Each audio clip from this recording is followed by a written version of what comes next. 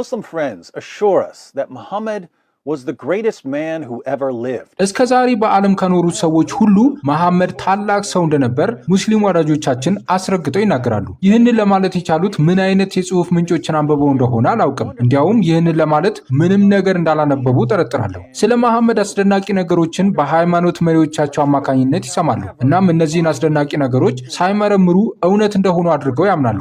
እንደ ሙስሊም ጽሑፎች ከሆነ መሐመድ ከ9 ዓመት ሕፃን ልጅ ጋር የግብረ ሥጋ ግንኙነት ፈጽሟል።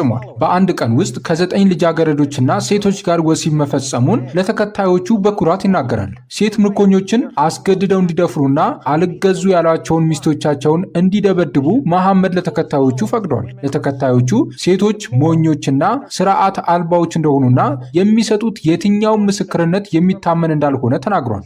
አንድ ሰው ለገንዘብ ሲል አሰቃይቷል። ሃይማኖቱን የሚደጉመው በዝርፊያ ነው። በእርሱ ላይ ያፌዙበትን ሰዎች እንዲገደሉ አድርጓል። ከእስልምና አፈንግጠው የወጡትን ሰዎች ይገድሉ ዘንድ ተከታዮቹን አዟል። በባሪያ ንግድ ላይ ተሰማርቶ ጥቁር አፍሪካውያንን ገዝቷል፣ እንዲሁም ለሌሎች ሽጧል። ኢትዮጵያውያንን ዘቢብ መሰል ጭንቅላት ያላቸው ናቸው፣ እንዲሁም ሰይጣን ጥቁር ሰውን ይመስላል ብሏል። እንዲህ አይነቱን ሰው ለጉርብትናም አትመኙትም። ጳውሎስ ክርስቲያን ከመሆኑ በፊት አመፀኛ ሰው ነበር። ክርስቲያኖችን ያሳድድና የሞት ፍርድ እንዲፈረድባቸው በወህኒ ይወረውራቸው ነበር። ይሁን እንጂ ሰዎች የኦሪትን ሕግ እንዲቀበሉና እንዲያከብሩ ከማስገደድ ውጪ ሌላ የሰራው ክፉ ስራ የለም። በፊልጵስዩስ ምዕራፍ 3 ቁጥር 6 ላይ ጳውሎስ እንዲህ ብሏል፣ በሕግ ስለሚገኝ ጽድቅ በተጠይቁ ያለ ነቀፋ ነበርሁ። ይህ ማለት ግን ኃጢአተኛ አልነበረም ማለት ሳይሆን የእግዚአብሔርን ትእዛዝ ተላልፈሃል ብሎ ጣቱን ሊቀስርበት የሚችል ሰው የለም ማለት ነው። ጳውሎስ ክርስቲያን ከሆነ ወዲህ ለትችት የሚያበቃው ነገር እንፈልግ ካላችሁ ልትሉ የምትችሉት ጳውሎስ ቀደም ባሉት ጊዜያት ፌዘኛ ሰው እንደሆነና ሰዎች በሐዋርያቱ ላይ ጥያቄ ሲያነሱ በስኬቱ እንዲሁም ከየትኞቹም ሐዋርያት በላይ ተሰጥቶ በማገልገሉ የሚመካ ሰው ነው። እኔ ፌዝንና ትምክህትን ቦዳቸውም፣ እነዚህን የሚጠሉ ሰዎች ግን አብረው የጳውሎስን ስብዕና ይጠላሉ። እውነት እንነጋገር ከተባለ ጳውሎስ የ9 ዓመት ሴት ልጃችሁን እንዳያገኛት የምትደብቁበት አይነት ሰው አይደለም። To be fair, Muhammad did share certain positive characteristics with Paul. እዚህ ጋር ፍትሃዊ ለመሆን ያህል ጳውሎስ ካሉት መልካም ባህሪያት መካከል መሐመድም የተጋራቸው ባህሪያት ነበሩ። ለምሳሌ ድሆችን መርዳት በተመለከተ ሁለቱም ከፍተኛ ትኩረት የሰጡት ጉዳይ ነው። ይሁንና ድሆች እንዲረዱ ለተከታዮቻችሁ መንገራችሁ፣ በትዳር ጓደኛችሁ ላይ ጥቃት መፈጸማችሁን፣ የህፃናት ጋብቻን መደገፋችሁን፣ የአስገድዶ መድፈር፣ የዝርፊያና የአካላዊ ጥቃት ድርጊቶቻችሁን ተአምራዊ በሆነ መልኩ አይደመስሱላችሁም። እነዚህ ሁሉ ድርጊቶች መሐመድ በመገለጥ ተቀበልኳቸውና ልክ ናቸው ያላቸው ናቸው። አዶልፍ ሂትለር ድንቅ ሰዓሊ ነበር። የሂትለር ጎበዝ ሰዓሊ መሆን በሚሊዮኖች የሚቆጠሩ ሰዎች ላይ ለፈጸማቸው እልቂት ሽፋን አይሆነውም። ልክ እንዲሁ መሐመድ የሴት ጨቅላ ህፃናት ሞት እንዲቆም አድርጓል። ይህ ማለት ግን ለብዙ መቶ ዓመታት በመሬት ላይ የፈሰሰው የንጹሐን ደም ወደኛ መጮህ አቁሟል ማለት አይደለም። አሁንስ ትርጉም ሰጥቷቸዋል?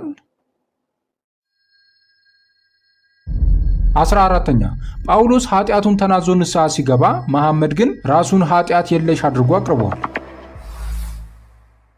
We can learn a lot about a man by how he reacts when his worst deeds are exposed. አንድ ሰው ልክ ያልሆነው ንግግሩ ወይም ድርጊቱ በተጋለጠበት ወቅት ከሚሰጠው ምላሽ እኛ ብዙ መማር እንችላለን። የሰራውን ጥፋት አምኖ ከኃጢአቱ ይመለሳል ወይስ ስራው ልክ እንደሆነ በማመን ራሱንና ዙሪያው ያሉትን ሰዎች መጉዳቱን ይቀጥላል?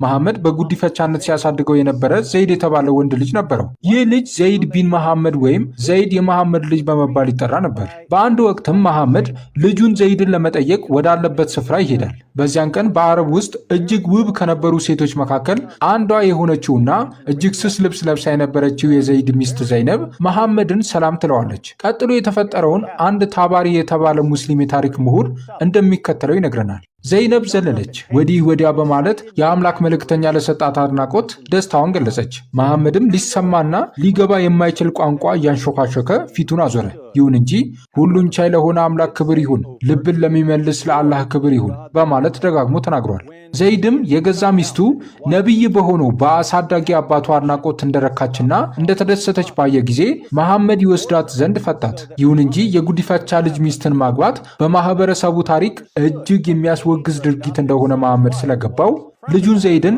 ለአሁኑ ሚስት አንተ ጋር ትቆይ አለው። ዘይነብ ግን መሐመድ በእሷ እንደተሳበ ስላወቀችና መሐመድን ብታገባ ሕይወቷ ምን ያህል ሊቀየር እንደሚችል ስለገባት የገዛ ባሏን ዘይድን መናቅ ጀመረች። ነቢይ የሆነው አሳዳጊ አባቱ የጠየቀውን በሙሉ መስጠት እንዳለበት የሚያምነው ዘይድ ሚስቱን ዘይነብን ፈቶ ለመሐመድ ሰጠው። መሐመድም አገባት። ኋላ ላይ ግን ይህንን ጉዳይ የሰሙ ሰዎች በመሐመድ ላይ ማጉረምረም ጀመሩ። ከሚያሳድገው ልጁ ጋር የግብረ ሥጋ ግንኙነት ስታደርግ የነበረችን ሴት ለራሱ ወስዶ የሚያገባ ሰው ምን አይነት ሰው ነው? ታዲያ ሰዎች ለሰነዘሩት ትችት መሐመድ ምን አይነት ምላሽ ሰጠ? ተቀባይነቱንና ጥቅሙን እንዳያጣ አንዳንድ መገለጦችን መቀበል ጀመረ። አላህ በሱራ 33 ከቁጥር 4 እስከ 5 ላይ በእስልምና ውስጥ ጉዲፈቻ እንዲወገድ የሚለውን ትእዛዝ ሰጠ። ከዚያን ጊዜ ጀምሮ ዘይድ የመሐመድ ልጅ ተብሎ መጠራቱ ቀረ። ይህ ብቻ ሳይሆን መሐመድ ዘይነብን እንዲያገባት ለምን አላህ እንደፈለገ በሱራ 33 ቁጥር 37 ላይ እንዲህ ሲል ገልጦለታል። ለዚያም አላህ በእርሱ ላይ ለለገሰለትና አንተም ነፃ በማውጣት በእርሱ ላይ ለለገስክለት ሰው ለዘይድ አላህ ገላጭ የሆነን ነገር በነፍስህ ውስጥ የምትደብቅና አላህ ልትፈራው ይልቅ የተገባው ሲሆን ሰዎችን የምትፈራ ሆነ ሚስትህን በአንተ ዘንድ ያዝ፣ ከመፍታት አላህንም ፍራ በምትል ጊዜ አስታውስ። ዘይድም ከእርሷ ጉዳይን በፈጸመ ጊዜ በምዕመኖች ላይ ልጅ አድርገው ባስጠጓቸው ሰዎች ሚስቶች ከእነርሱ ጉዳይን በፈጸሙ ጊዜ በማግባት ችግር እንዳይኖርባቸው እርሷን አጋባነ። የአላህ ትእዛዝ ተፈጻሚ ነው። Muslims defend Muhammad by offering all kinds of explanations for his marriage to Zainab. መሐመድ ከዘይነብ ጋር የፈጸመውን ጋብቻ አስመልክቶ ለሚነሱ ጥያቄዎች ሙስሊሞች የተለያዩ የመከላከያ ሀሳቦችን ይሰጣሉ። ይሁንና ጉዳዩን በተመለከተ አላህ የሰጠው ማብራሪያ በቁርአን ላይ ተጽፎ እናገኘዋለን። አላህ ለመሐመድ እንዲህ ብሎታል። በምዕመናኖች ላይ ልጅ አድርገው ባስጠጓቸው ሰዎች ሚስቶች ከእነርሱ ጉዳይን በፈጸሙ ጊዜ በማግባት ችግር እንዳይኖርባቸው እርሷን አጋባነህ። ስለዚህ መሐመድ ዘይነብን እንዲያገባ አላህ የፈቀደበት ምክንያት ሌሎች ወንዶች የማደጎ ሚስቶቻቸው የፈቷቸው ሚስቶች ቢያገቡ ችግር እንደሌለባቸው ለማሳየት ነው። እዚህ ጋር አላህ በሰጠው ማብራሪያ ላይ የሚገኙ 3 ግድፈቶችን እንመልከት። አንደኛ፣ የማደጎ ልጆቻቸው የፈቷቸውን ሚስቶች ለማግባት ውዝግብ ላይ የነበሩ ወንዶች ቁጥር ምን ያህል ነበር? ከመሐመድ በስተቀር እንዲህ ላለ ጉዳይ መለኮታዊ መገለጥ የጠየቀ ሰው እንዳለ ሰምቼ አላውቅም። አላህ ግን የልጄ ሚስት እንዴት ቆንጆ ናት፣ እንዳገባት አላህ ይፈቅድልኝ ይሆን እያልን ቁጭ ብለን ብዙዎቻችን እንደምናስብ እርግጠኛ ነበር። ሁለተኛ፣ የማደጎ ልጆቻቸው የፈቷቸውን ሴቶች ሚስት አድርገው ማግባት እንዲችሉ ለሕዝቡ ፈቀደ እንበል። ስለተፈቀደ ብቻ መሐመድ ይህንን ተግባር እንዲፈጽም አላህ ፈልጎ ነበር? አላህ በቁርአን ላይ ይህ ጉዳይ ይቻል አይቻል ይሆን ብላችሁ ግራ ተጋብታችሁ ከሆነ መልሱ የማደጎ ልጆቻችሁ ሚስቶች ገላ መመኘት እንዲሁም ልጆቻችሁ ሲፈቷቸው ለራሳችሁ ሚስት አድርጋችሁ መውሰዳችሁ በእስልምና ምንም ችግር የሌለው ጉዳይ ነው ብሎ ማስቀመጥ አይበቃም ነበር? በቁርአን ላይ መገለጥ ሆኖ ከመጻፉ ባሻገር መሐመድ አንድ ሰው የሚያሳድገውን የልጁን ሚስት እንዴት አድርጎ ማግባት እንዳለበት ለማሳየት የልጁን ትዳር በትኖ ለራሱ ሚስት ያደረጋት ጉዳይ ምን ያህል አንገብጋቢ ቢሆን ነው? ሶስተኛ፣ አላህ በሱራ 33 ቁጥር 4 እና 5 ላይ ልጅን በጉዲፈቻነት ወስዶ ማሳደግ እንዲቆም አዟል። ዛሬ ላይ ያሉት ሙስሊሞች ወላጅ አልባ ሕፃናትን ባሉበት ቦታ እንዳሉ ይረዳቸዋል እንጂ በጉዲፈቻነት መልክ ወስደው ቤታቸው አያሳድጓቸውም። ታዲያ በእስልምና ልጅም በጉዲፈቻነት ወደ ቤት ወስዶ ማሳደግ ከተከለከለ መሐመድ የሚያሳድገውን ልጅ ሚስት እንዲያገባና ከእርሱም በኋላ ለሚመጡ ወንዶች መተዳደሪያ ሕግ እንዲሆን አላህ ለመሐመድ ለምን ነገረው? ልጆችን በጉዲፈቻነት ወስደው እንዳያሳድጉ ሕግ ከወጣ በኋላ ልጆች በሌሉበት ሚስቶቻቸው ከየት ይመጣሉ? ይህ ጉዳይ ለሙስሊሞች ርዕስ ሆኖ መቀጠል የሚችል አይደለም። ወደ ቀጣዩ ትውልድ ሊሻገር ለማይችል ጥያቄና ችግር መሐመድ መፍትሄ ያበጅ ዘንድ አላህ ሊያዘው እንዴት ይችላል? ይህን ሁሉ ጥያቄ እንዲህ ባለ መልኩ መልስ ሰጥቶ ማጠቃለል ይቻላል። መሐመድ ላደረገው መጥፎ ተግባር ይህም የማደጎ ልጁን ገላ በመመኘቱ ልጁ የገዛ ሚስቱን እንዲፈታ በማድረጉና ለራሱ ወስዶ በማግባቱ በማህበረሰቡ ዘንድ ትችት ቀረበበት። መሐመድ ግን የፈጸመው ተግባር ልክ እንዳልሆነ ከማመን ይልቅ ስህተቱን አጸደቀ። እንዲሁም የሰው ልጅ ለብዙ ዓመት በሰብአዊነት ሲፈጽም የነበረውን የጉዲፈቻ ስርዓት እንዲቋረጥ አደረገ። ይህንን ማድረጉ በዓለም ላይ ካሉ አሳዳጊ አባቶች እጅግ የከፋ ሰው ያደርገዋል። በተቃራኒው ደግሞ ጳውሎስ ጥፋት ሲገኝበት የሰጠው ምላሽ ምን ይመስል ነበር? ጳውሎስ ቤተ ክርስቲያንን ያለ ልክ የሚያሳድድ ሰው ነበር። ኋላ ላይ ግን ልክ እንዳልሆነ ሲረዳ ኃጢአቱን በመናዘዝ በቅዱሳን ላይ ሲያስነሳ የነበረውን ስደት እንዲሁም ስድብ አቆመ። ይህ ብቻ ሳይሆን ኃጢአቱ ይቅር ሊባል የሚችለው በእግዚአብሔር ጸጋ ብቻ እንደሆነ እውቅና በመስጠት ሰዎች ከእግዚአብሔር ምሕረትን ከተቀበሉ በኋላ እንዴት መኖር እንዳለባቸው እያሳየ ቀሪውን ዘመኑ ኖረ። ከዓመታት በኋላም ጳውሎስ በአንደኛ ጢሞቴዎስ ምዕራፍ 1 ከቁጥር 2 እስከ 17 እንዲህ ሲል ተናግሯል። ለአገልግሎቱ ሾሙኝ፣ ታማኝ አድርጎ ስለቆጠረኝ ኃይል የሰጠኝን ክርስቶስ ኢየሱስን ጌታችንን አመሰግናለሁ። አስቀድሞ ተሳዳቢና አሳዳጅ አንገላችም ምንም ብሆን ይህን አደረገልኝ። ነገር ግን ሳላውቅ ባለማመን ስላደረግኩት ምሕረትን አገኘው። የጌታችንም ጸጋ በክርስቶስ ኢየሱስ ካሉ ከእምነትና ከፍቅር ጋር አብልጦ በዛ። ኃጢአተኞችን ሊያድን ክርስቶስ ኢየሱስ ወደ ዓለም መጣ የሚለው ቃል የታመነና ሁሉ እንዲቀበሉት የተገባ ነው። ከኃጢአተኞችም ዋና እኔ ነኝ። ስለዚህ ግን የዘላለምን ሕይወት ለማግኘት በእርሱ ያምኑ ዘንድ ላላቸው ሰዎች ምሳሌ እንድሆን ኢየሱስ ክርስቶስ ዋና በመሆን በእኔ ላይ ትዕግስቱን ሁሉ ያሳይ ዘንድ ምሕረትን አገኘው። ብቻውን አምላክ ለሚሆን ለማይጠፋው ለማይታየውም ለዘመናት ንጉሥ ምስጋናና ክብር እስከ ዘላለም ድረስ ይሁን፣ አሜን። ከጳውሎስ ሕይወት ተነስተን የከፋ ኃጢአት ላደረጉ ሰዎች የምንላቸው ነገር ቢኖር ከኃጢአታችሁ ተመለሱ፣ ምሕረትን ለምኑ፣ በማንም ላይ አታመካኙ ሲሆን ከመሐመድ ሕይወት ተነስተን እነዚሁኑ ሰዎች ልንላቸው የምንችለው ነገር ክፉ ኃጢአታችሁን ልክ እንደሆነ አድርጋችሁ አጽድቁት፣ ኃጢአት ማድረጋችሁንም አታቋርጡ የሚል ይሆናል። እዚህ ጋር ታዲያ ለሙስሊም ወዳጆቼ የማነሳው አንድ ጥያቄ አለ። ቀድሞ እጅግ አመፀኛ ስለሆንኩ የሰው ልጅ ያደርጋቸዋል የሚባሉ አጸያፊ ድርጊቶችን አድርግ ነበር። ኋላ ላይ ግን ከአመፃዬ ተመልሼ ጳውሎስ የሰጠውን የህይወት መስመር መከተል ጀመርኩ። ይህም ባላደርግ ኖሮ ዛሬ ላይ ምን አይነት ሰው ልሆን እንደምችል ገምቱ። መሐመድ ያስቀመጣቸውን የህይወት መርሆች ተከትዬ ቢሆን ኖሮ ዛሬ ላይ ዩቲዩብ ላይ ወጥቼ እንዲህ ያሉ ስነ መለኮታዊ ሀሳቦችን እያነሳሁ ከእናንተ ጋር በሰላም እነጋገር ነበር ወይስ ሰዎችን በአላህ ስም እያረድኩ ታገኙኝ ነበር? መልሱን በሚገባ ታውቁታላችሁ። ይህ ማለት ደግሞ የነቢያችሁ አስተምህሮ በዓለም ባሉ ህዝቦች ላይ ምን ያህል ጫና እያሳደረ እንዳለ ተረድታችኋል ማለት ነው። Our Muslim friends assure us that ሎይ በስራ ድናል ሎይ ፍሬ አለ ወይ? እሱን ለማስቀየስ ነው እየሄድክ ያለው አይደለም። ተረጋጋ። በራስህ መልስ።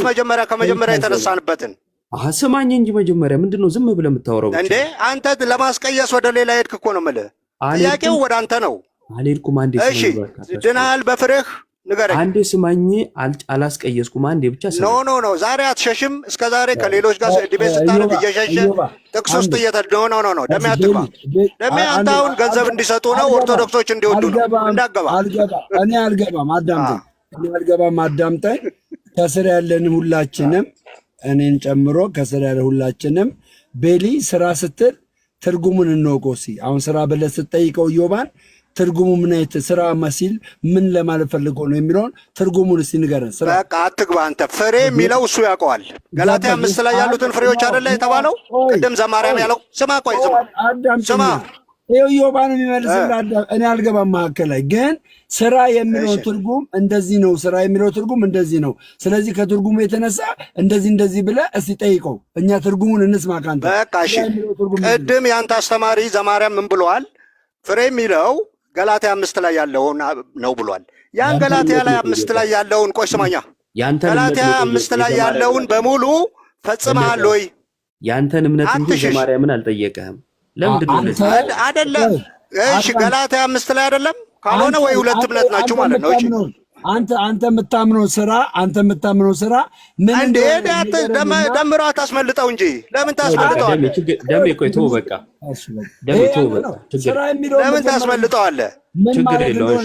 ቆይ ለምን ታስመልጠዋለህ? ደምረው ገና ገንዘብ ይሰጡኛል ኦርቶዶክሶች ብለህ እንዴ በለጠ። እሺ አሁን ለማንኛውም አንዴ ስማኝ፣ ቆይ ስማኝ። ገላትያ 5 ላይ ያለው ነው ፍሬ የሚባለው። በለጠ ስማ፣ ይኸውልህ አንደኛ መጀመሪያ ከዘማርያም ጋር እንደምትስማሙ ልወቅ። ገላትያ 5 ላይ ያለው ነው ፍሬ የሚለው። ማትሰማኝ ከሆነ ልክ እኔ እንዳንተ እየጮህ አወራና ከዛ መጨረሻ ላይ ምን ይሆናል? ደምረው ተጫጫኸ፣ ቤቱ ተረበሸ ብሎ ይዘጋዋል።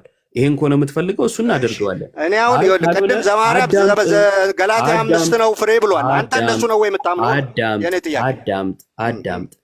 አንድን ነገር ላይ ስታክ አድርጎ መቆም የጤነኝነት ምልክት አይደለም። መጀመሪያ ስማ፣ ከዛ በኋላ ሐሳብ ስጠይቀኝ እኮ አልመልስም አይደለም ያልኩት አይደል? እመልሳለሁ፣ ግን ደግሞ መስማት አለብህ። ማትሰማ ከሆነ ዝም ብሎ በመጮህ የምትሰራው ምንም አይነት ነገር አይኖርም። ያ ደግሞ ምን ያሳያል? ለመመለስም ለማወቅም ፍላጎት እንደሌለ ያሳያል። ተረጋጋና ስማ። ጥያቄ ጠየቀኝ፣ መልሼልሃለሁ። ናቱ ቅድም መለሰልህ። ከዛ በኋላ እኔም ከገባው በኋላ መልሼልህ። አልመልስም አላልንም። ነገር ግን አንተን አንድ ጥያቄ ጠየቅኩ። ምን አልኩ? እምነትህ ሕያው ነው ወይ ስለ አዎ አልከኝ። ሕያው እምነት ከሆነ ከስራ አይነጠልም ወይ አልኩ። ይህን እየመለስክልኝ አይደለም። ለምንድን ነው ይህን የጠየቅኩ? ያዕቆብ ከስራ የተነጠለ እምነት የሞተ ነው ስላለ ከስራ ያልተነጠለ ነው ወይ እምነትህ አልኩ። አዎ አልከኝ አይደለ? ተሳሳትኩ በለጠ?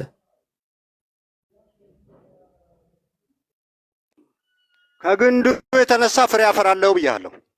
የኔ ጥያቄ ግን ከምን የተነሳ ነው አይደለም። የኔ ጥያቄ ያንተ ስለዚህ በግል በራስህ ነው የምትለኝ? በራስህ ነው ያልከኝ? እስቲ በራስህ ነው ያልከኝ?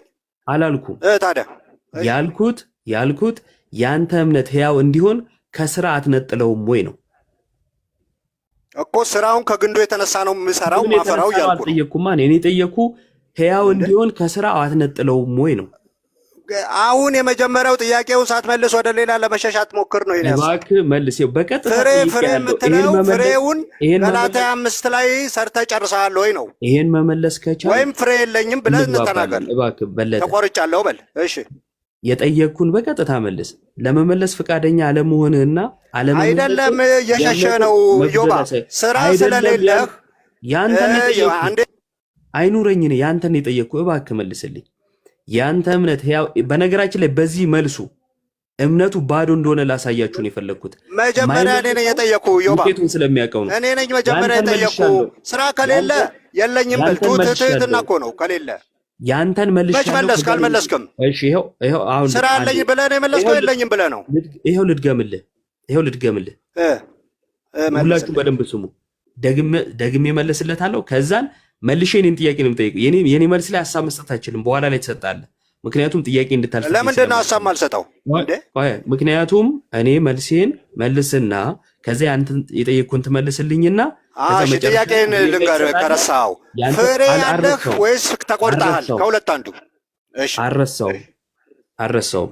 እባክህ ፍሬ ስናፈራ በጎነት ቸርነትን ስናደርግ ቀኝ የሰጠውን እንኳን ግራው እንዲያይ መጽሐፍ ቅዱስ አልፈቀደም። አይደለም እጄ ለማያምን እንዲያደረግኩ እያልኩ ላወራ ይቅርና አንዱ እጅ ስታደርግ ሌላው እጅ አይ ብሎ በዚህ መልኩ ሰው በሰማይ ባለው በአባቱ ፊት እንጂ በሰዎች ፊት ለታይታ እንዳያደርግ መጽሐፍ ቅዱስ ስላዘዘኝ ማድረጌን ላንተ አልናገርም። ይኸው መለስኩኝ። አሁን ጥያቄ መልስልኝ። ኦኬ ስራ አለኝ ግን አልናገርም ነው። በቃ ይኸው መለስኩልኝ። አይደለም አልመለስክልኝም። ስራ አለኝ አልናገርም። ፍሬ አፍርቻለሁ የሚያድን ግን አልናገርም ነው። በቃ መለስኩኝ። አይደለም አትሽሽ። ፍሬ አፍርቻለሁ የሚያድን ፍሬ አፍርቻለሁ ግን አልናገርም ነው። መልሻለሁኝ። አሁን የኔን መልስልኝ። አይደለም መመሻሽ የለም። እንደዚህ ፍሬ የለህም ውስጥ። አሁን እቺ ልጅ ቀባብተህ ልታልፍ ነው የፈለግከው። አሁን አንተ ፍሬ አለ ወይ? አልመለስክም። አሁን ይኸውልህ አድበስብሰህ ፍሬ እንደሌለ የሚያድን ፍሬ እንደሌለ ታውቀዋለህ። መዳን በክርስቶስ እንደሆነ ታውቀዋለህ። እሺ በለጠ አንዴ ለአንተ መልስ ላይሆን ይችላል። እኔ ግን መልሻለሁ። ሰው በቃኝ ብያለሁ። አሁን ይሄን መልስልኝ። አይደለም እየሸሸ ነው። አሁን መጀመሪያ ያነሳ ነው ፍሬ የሚለው ገላትያ 5 ላይ ነው ብሏል ዘማርያም አይደለ? ያን ገላትያ 5 ላይ ያለውን በሙሉ ጨርሰህ ሰርተሃል ወይ ወይስ ተቆርጠሃል? የኔን መልስልኝ። ተቆርጠሃል ወይስ ሰርተሃል? ከዛሬ በኋላ ፍሬ የሚባል ኦርቶዶክሶች አያነሱም። ለምን አያነሱም መሰለህ? ፍሬ የላቸው በሙሉ። ደምረው አንዴ ሚዩት አድርግልኝና እኔ አንዴ ሀሳቤን ልግለጽ። አንዴ ሚዩት አድርግልኝና ሀሳቤን ልግለጽና እኔም ልጨርስ። ለምንድን ነው እሱ አንደኛ ጠየቀኝ፣ መለስኩለት። እኛ ጽድቃችን ወይንም ደግሞ ማድረጋችን የተራበ ማብላታችን ከዛም የተሻለ እግዚአብሔር ረድቶን ስራ መስራታችን በሰው ፊት ለመመጻደቅ አይደለም። መጽሐፍ ቅዱስ በግልጽ ቋንቋ ጌታ ኢየሱስ ክርስቶስ ቀኝ ሲሰጥ ግራ አይን ያለው። ደምረው እንዲያደረግኩ በለጠ እንዲያደረግኩ እያልኩኝ ልታበይበት ከሆነ ማደርገው ያ ማድረግ ምንድን ነው ማለት ነው? በሰው ፊት ነውና ዋጋዬን የማገኘው በሰው ፊት ነው።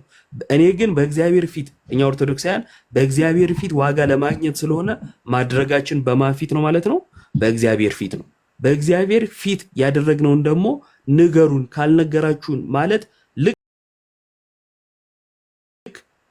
አጋንንት ሰዎችን አስቶ ከእግዚአብሔር መንግስት ለመለየት እንደሚሰራ ሁሉ በለጠም እንደ አጋንንት ከእግዚአብሔር መንግስት ሊለየን ስራችሁን ግለጡልን እያለ ስለሆነ ይህን አጋንንታዊ አሰራር አልቀበለውም ማለት ነው። ወይም ለዚህ ለአጋንንታዊ ጥያቄ ምላሽ አልሰጥም። ስለዚህ መሸሻ ነው ማለት ነው። እየሰራው ነው ግን አልናገርም። ለምን የማትናገረው? ስራ ስለሌለ ነው።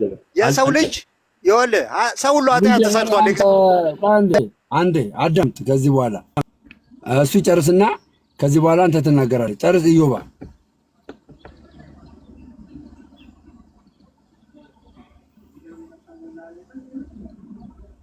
ኢዮብ አለክ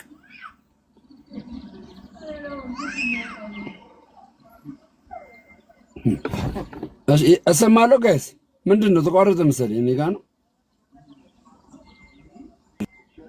ኦኬ ስልክ ገባበት ኦኬ ተሰማለሁ ኢዮባን እባክህ ኢዮባ እሺ ናቲ መልስለት አዳምጥ አሁን በጣም ከባድ ርዕስ ነው ያዝነው ይሄንን ማናቸውም በጽድቅ ስለሌላቸው እኮ ነው እሺ አዳምጥ አንደኛ ነገር ኢዮባ ይመጣል ሁለተኛ ነገር አንተ አዳምጥና አንተ የሰራኸውን ስራ ስለ ክርስቶስ ብለህ የሰራኸውን ስራ ንገረን እኔ በክርስቶስ ነው የዳንኩት አልኩ እኮ በጽድቅ ያልሰራውም አልኩኝ እነሱ እኮ ጽድቅ አለኝ እያሉ ስለሆነ ነው እሺ ያዕቆብ ላይ ያለው እምነት ያለ ስራ የሞተ ነው የሚለው የትኛው ስራ ነው የሞተው ኦኬ ስለዚህ ያ እምነት እሱን ታምንበታለህ ደሜ መልስ ጥያቄ ብቻ መጠየቅ የምትወደው መልስ እንዴ እኔ መቼ መለሳችሁልኝ አንተም ስራህን አሳየኝ አልኩ የዳንክበትን ስራ እምነት ያለ ስራ የሞተ ነው ይላል ያ ስራ የሞተው ስራ ምንድን ነው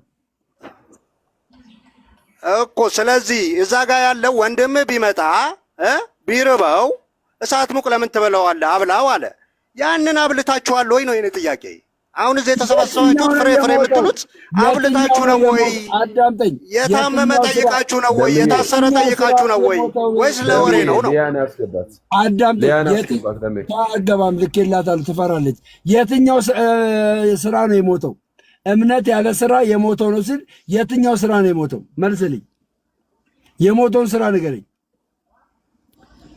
ቤሊ እኮ ልክ ነህ ደሜ እሱን ሰርተዋል ወይ ነው እነዚህ ነው ያስኳቸው እኮ እንደዚህ ዘላለም የሚጠቅሱትን ጥቅስ ኖረውታል ወይ መልስልኝ የትኛው ስራ ነው የሞተው መልስ መኖር ችለዋል ወይ ወይ ዝም ብሎ ለማጭበርበር ነው እነሱ አልዳኑም ኑ እኔም አልዳንኩም ስራም የለኝም ግን ተከተሉኝ ዝም ብላችሁ ነው እኮ የሚሉት የትኛው ስራ ነው የሞተው መልስ የትኛው ስራ ነው የሞተው መልስ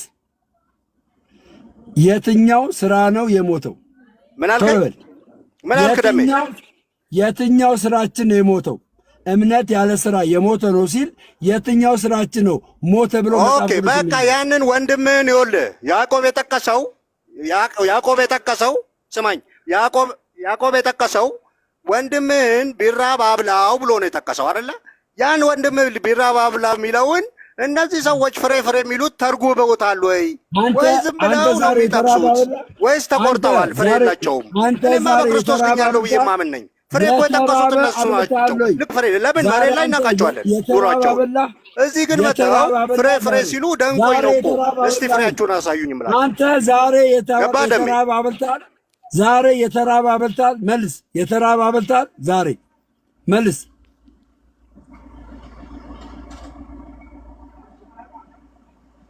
የተራበ አበላ ብራዘር የተራበ አበላ ዛሬ አንተ የተራበ አበላ ሆይ አንተ አበላ ሆይ ያንተ መልስልኝ አበላህ አንተ የተራበ ዛሬ አብልታል እኔማ በክርስቶስ ነው የዳንኩት በጽድቄ ነው አላልኩም እኮ እኔ በጽድቄ ነው አላልኩም ደሜ የተራበ አብልታል ወይ የተራበ አብልታል በፍሬ ያሉት ሰዎች እኮ ቆይ ደሜ ፍሬ ነው የተራበ አብልታል ወይ የተራበ ዛሬ አብልታል የተራበ መልስ ዛሬ የተራበ አስመለጥካቸው ዛሬ አንተ የተራበ በዘዴ አስመለጥካቸው ዛሬ የተራበ አብልታል መልስልኝ ወንድሜ እኔ በምግብ በበየአይነት አልድንም እኮ ብያለሁ እኔ በበየአይነት በወጥና በእንጀራ አልድንም እኔ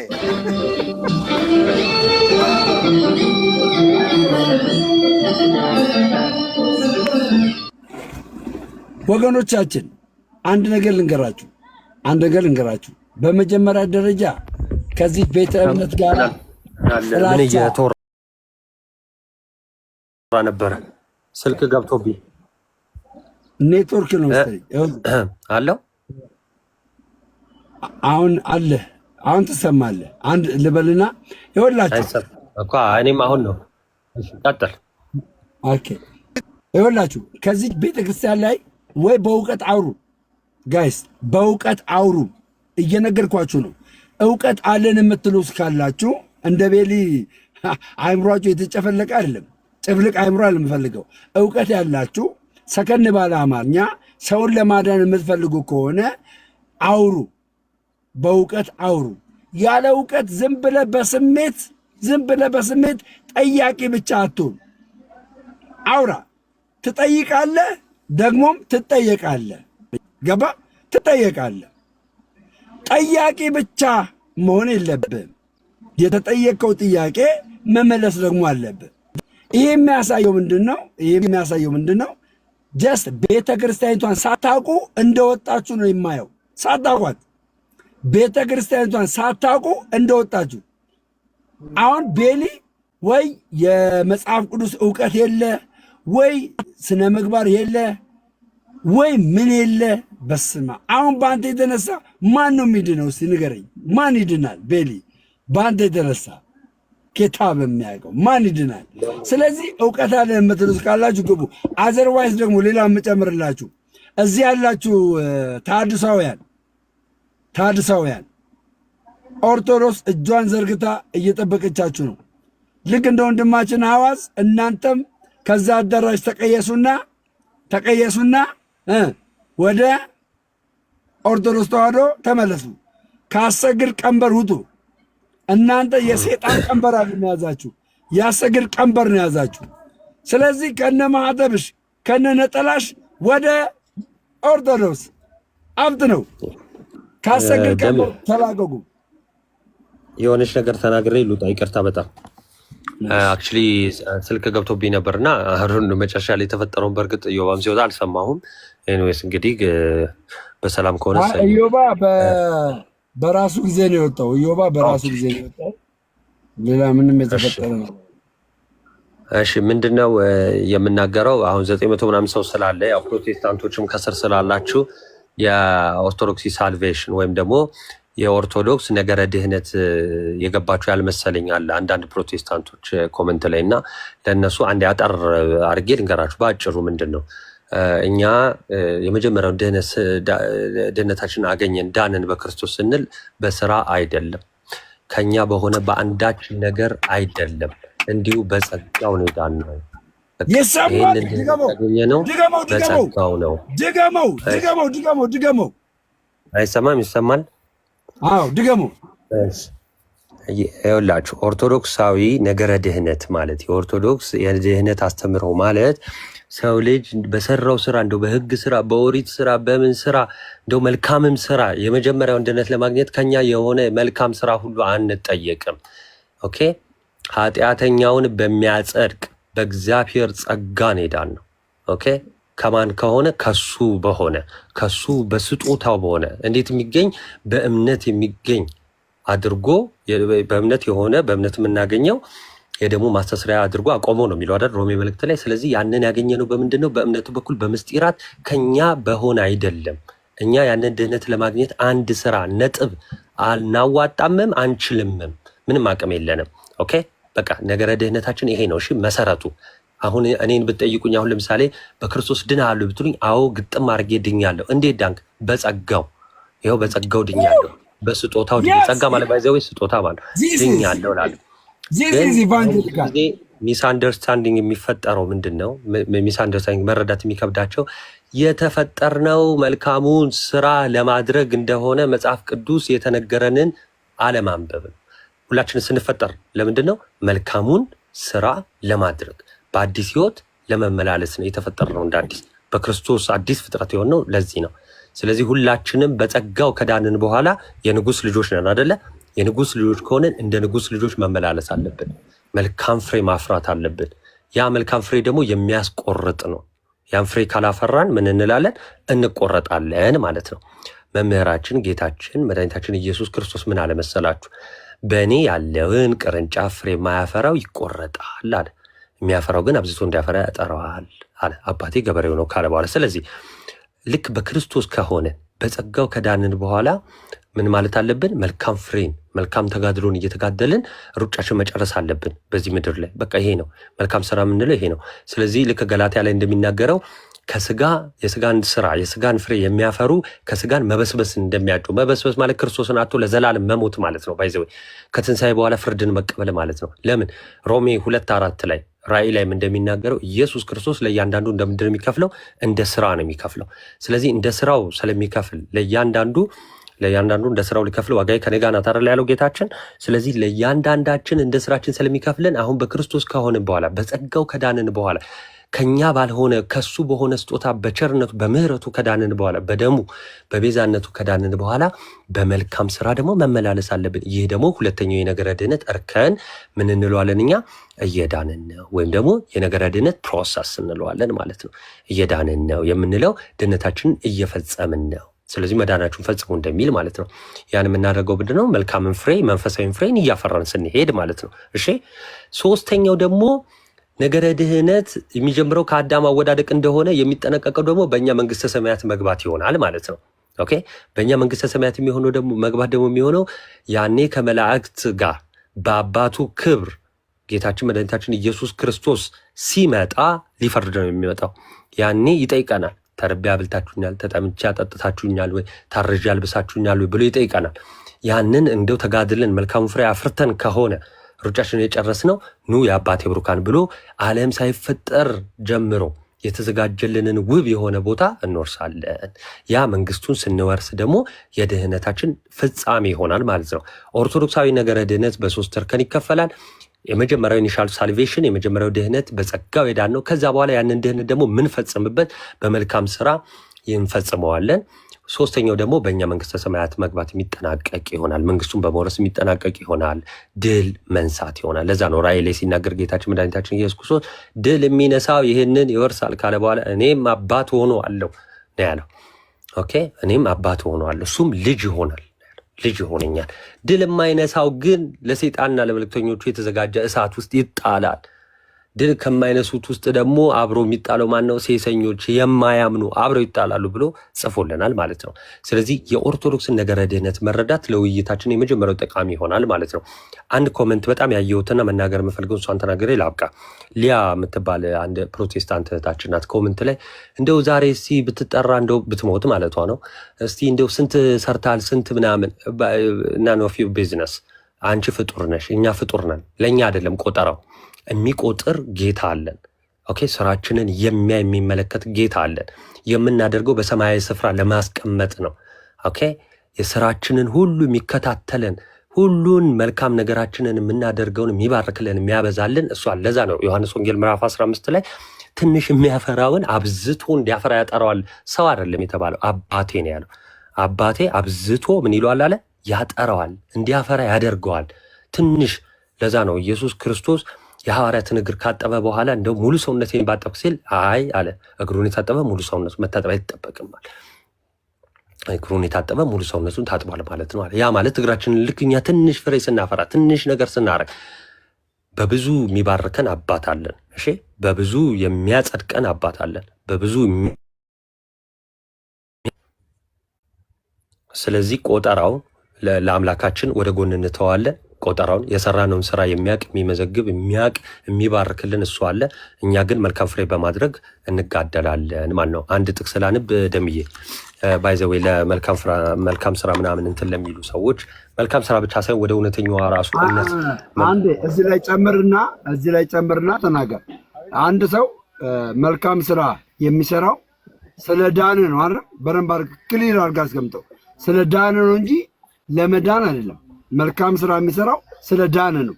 የዳነ ሰው በመልካም ስራ ራሱ ይገለጣል አይደል?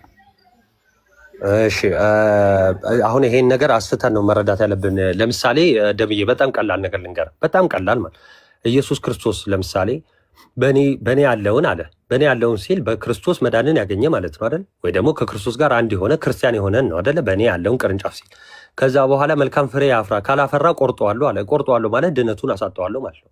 ድነቱን ያጣል ማለት ነው። ስለዚህ ይህንን መልካም ፍሬ የምናፈራው ለምንድን ነው? መልካምን የሆነ መንፈሳዊን ነገር ለማጨድ ነው። ድህነት ባይዘ ይታጨዳል። ላሳያችሁ። እሺ፣ ገላትያ ላይ ላሳያችሁ። እንዲሁ ከቅዱስ ጴጥሮስ ላይ ላሳያችሁ ነበር። ወደ ጋላ አሁን እንትና ደሜ ስለጠየቀኝ ወደዚህ መጥቼ ላሳያችሁ። እሺ እሺ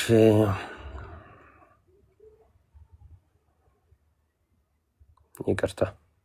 እሺ ለምሳሌ ለገላትያን ደምዬ ባኬን ፎርዝ እንጠያየቅ ማለት ክሊር ለመማር ስለሆነ ማለት ነው።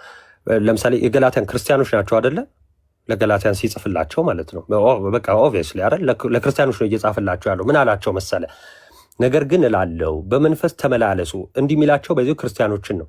እሺ ከዛስ የስጋንንም ምኞት ከቶ አትፈጽሙ አላቸው። እሺ ስጋ በመንፈስ ላይ መንፈስንም በስጋ ላይ ይመኛልና እነዚህ እርስ በርሳቸው ይቃወማሉ። ስለዚህም የምትወዱትንም ሶሪ ስልክ ገብቶብኝ ነው። እሺ ስለዚህ የምትወዱትን ልታደርጉ አትችሉም ካለ በኋላ በመንፈስ ብትመሩ ግን ከሕግ በታች አይደላችሁም ካለ በኋላ የስጋ ስራም የተገለጠ ነው። እነርሱም ዝሙት፣ እርኩሰት፣ ጥል፣ ክርክር ካለ በኋላ እነዚህን የሚያደርጉ አለ ቁጥር 21 ላይ እነዚህ ያሉትን የሚያደርጉ የእግዚአብሔርን መንግስት አይወርሱም አለ። ክርስቲያን ሆኖ እንዲህ ሊያደርግ ዝሙት ሊፈጽም ይችላል። አዎ ቆሮንቶስ ላይ ማሳየት እንችላለን። በአህዛብ የሌለ ዝሙት ነበረ በቆሮንቶስ ቤተክርስቲያን ያደረገ ክርስቲያን። አሁን እንደዚህ ያደረግክ የምትሄድ ከሆነ በንስሐ ማትመለስ ከሆነ መልካሙ ፍሬ ማታደርግ ከሆነ ትቆረጣለህ። ይኸው መቆረጥ ማለት ምን ማለት ነው? የእግዚአብሔር መንግስት አትወርሰውም። እንዳልኩ ደምዬ ነገረ ድህነታችን በሶስት የሚከፈል ነው አልኩ። በሶስት እርከን አለው። ያ ማለት ፕሮሰሱ ላይ የምታጠፋ ከሆነ ፍጻሜውን አታገኘውም። ፍጻሜው ድል መንሳት ነው፣ መንግስቱን መውረስ ነው። አሁን ሁላችንም ሩጫ ላይ የምንሆነው ሁላችንም ዓላማ አለን። እሱ ዓላማ ምንድነው? መንግስቱን የመውረስ ዓላማ ነው። እንደ ተስፋ ቃሉ መንግስቱን የመውረስ ዓላማ ነው። ለምሳሌ ሁለተኛ ጴጥሮስ ላይ እንዲህ ይላል። ሁለተኛ ጴጥሮስ ምዕራፍ 3 ላንብላችሁ። ሁለተኛ ጴጥሮስ ምዕራፍ 3 ቁጥር 14 እንዲህ ይላል። ቁጥር 13 ነገር ግን ጽድቅ የሚኖርባትን አዲስ ሰማይና አዲስ ምድር እንደ ተስፋ ቃሉ እንጠብቃለን አለ። ክርስቲያኖች እኛ ምን እንላለን? ጽድቅ የሚኖርባትን አዲስ ሰማይና አዲስ ምድር እንደ ተስፋ ቃሉ እንጠብቃለን። እሺ ስለዚህ ወዳጆች ወይ ክርስቲያኖች፣ እሺ ይህን እየጠበቃችሁ የቱን አዲስ ሰማይና አዲስ ምድር እንደ ተስፋ ቃሉ እየጠበቃችሁ ያለ ነውርና ያለ ነቀፋ ሆናችሁ በሰላም በእርሱ እንድትገኙ ምን በሉ? ትጉ። መትጋት አለብን። ምን ለማለት? በእርሱ እንድንገኝ ማለት ነው። በዛች በምንጠብቃት መንግስት ውስጥ ለመገኘት በምን ማለት አለብን? በሰላም ከእርሱ ጋር ያለ ነውር ያለ ነቀፋ ሆነን መትጋት አለብን። ከዛ እንደዛ ግን ለመሆን የጌታችን ትዕግስት መዳናችሁ እንደሆነ ቁጠሩ። ለምሳሌ ዛሬ ንስሐ ያልገባችሁ ይሄ የጌታ ትዕግስት ነው። ይሄ ንስሐ ግቡ። ዛሬ ወደ እውነተኛው እምነት ያልተመለሳችሁ ይሄ የጌታ ትዕግስት ነው። ስለዚህ ፍጠኑ እያለን ነው። ምን አለ? የጌታችን ትዕግስት መዳናችሁ እንደሆነ ቁጠሩ። እንዲህም የተወደደ ወንድማችን ጳውሎስ ደግሞ እንደተሰጠው ጥበብ መጠን ጻፈላችሁ፣ በመልእክቱም ሁሉ ደግሞ እንደነገረ ስለዚህ ነገር ተናገረ አለና ይጨርሳል ማለት ነው። ምንድነው? እንደ ተስፋ ቃሉ የምንጠብቀው መንግስት አለ። እሱን መንግስት ለመውረስ ሁላችንን በዚህ ደግሞ በስጋ ደግሞ ሩጫ ላይ መልካሙን ተጋድሎ መጋደል መቻል አለብን። ይህን ካልተጋደልን ግን ድህነታችን እናጠዋለን። ያንን መጀመሪያ ያገኘነውን በክርስቶስ በጸጋው እንዲሁ በጸጋው ያገኘነውን ድህነታችን እናጠዋለን ማለት ነው። ኦኬ ያንን መዳናችንን ስለምናጣው መጋደል ድል መንሳት አለብን የሚለው ላይ ነው። ስለዚህ ለድህነታችን ትልቅ ሱታፊ ያለው አስተዋጽኦ አለው። ለድህነታችን መልካም ስራ ካልሰራን ስለምንቆረጥ ማለት ነው። ያለ ክርስቶስ ማፍራት ጨርሶ ነው አንችልም። ጨርሶ ነው በቃ እንደዛ ሚላችሁ ማንም ይኖላል። ያለ ክርስቶስ ይህንን ደግሞ አብራራላችሁ በደንብ አድርገህ ላንብብልህና ምን ለማለት እንደሆነ ታብራራላችኋለህ። ምን አለ እዚህ ፊልጵስዩስ ምዕራፍ 2 ቁጥር 12 ላይ ስለዚህ ወዳጆቼ ሆይ ሁልጊዜ እንደታዘዛችሁ ትእዛዝ አለ። አንድ እንደታዘዛችሁ በእናንተ ዘንድ በመኖሬ ብቻ ሳይሆን ይልቁኑ አሁን ስርቅ በፍርሃትና በመንቀጥቀጥ የራሳችሁን መዳን ፈጽሙ ይላል። መዳን ይፈጸማል አይፈጸምም? ትክክል። ምንድነው ቅድም እንዳልነው ነው። ባይዘዌ ፊልጵስዩስ ልክ እንዴት ነው ቅድም ቅዱስ ጴጥሮስ ምን ብሎ ነበረ? ቅዱስ ጳውሎስ እንዲሁ በተሰጠው ጥበብ ብዙ ተናግሯል ብሎ ነበረ፣ ብዙ አስተምሯል ብሎ ነበር አይደለ? ልክ እንደዛው ቅዱስ ጴጥሮስ እዛው ሁለተኛ መልእክቱ ላይ ይሄ ወደ ፊልጵስዩስ ላስረዳችሁ ስለሆነ እዛው እንሂድ። ቅዱስ ጴጥሮስ ሁለተኛ መልእክቱ ላይ ምዕራፍ 1 ቁጥር 5 ጀምሮ ስታነቡት ምን ብሏል? ትጋትን ሁሉ እያሳያችሁ በእምነታችሁም ደግሞ በጎነትን፣ በበጎነትን ደግሞ እውቀትን፣ በእውቀት ራስን መግዛትን፣ እግዚአብሔርን መምሰል፣ እግዚአብሔርን በመምሰል ደግሞ እርስ በርስ መዋደድን፣ ፍቅርን፣ እነዚህን ሁሉ ጨምሩ። ይሄን ከጨመራችሁ በሙላት መንግስቱን የመውረስ ይሰጣችኋል ብሏል። ኦኬ መንግስቱን ለመውረስ እነዚህ ነገሮች ከጨመርን ከተሰጠን ኦኬ ጸጋው ተሰጥቶናል። አዎ ጸጋውን ተቀብለናል እና እነዚህን ሁሉ ብትጨምሩ በሙላት ታገኛላችሁ፣ መንግስቱን መውረስ ትችላላችሁ። እነዚህ ግን ከሌላችሁ ተቆርጣችሁ ትጣላላችሁ ይለንና ይነግረንና ከዛ እንግዲህ ሐዋርያ ቅዱስ ጳውሎስ በተለያየ መልእክቱ ደጋግሞ ድነትን መፈጸም እንዴት እንደሆነ ይነግረናል። በነገራችን ላይ በቅዱስ ጳውሎስ መልእክት አጻጻፍም ሶስቱን እርከኖች ይናገራል። ኦኬ በጸጋው እንደዳንን ከዛ ደግሞ እንዲህ ፊልጵስዩስ ላይ ደግሞ ድነታችንን ደግሞ እንደምንፈጽም ፕሮሰስ እንደሆነ ከዛ ደግሞ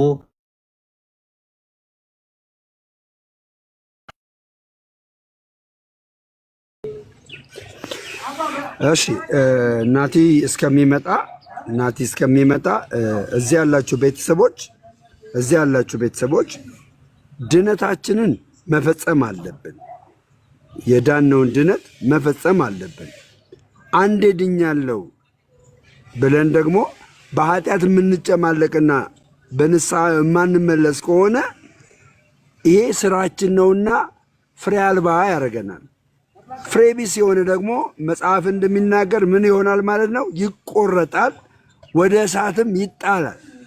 ስለዚህ በፍሬ መገለጥ ግዴታ ነው። ናትዬ ጨርስ ከመጣ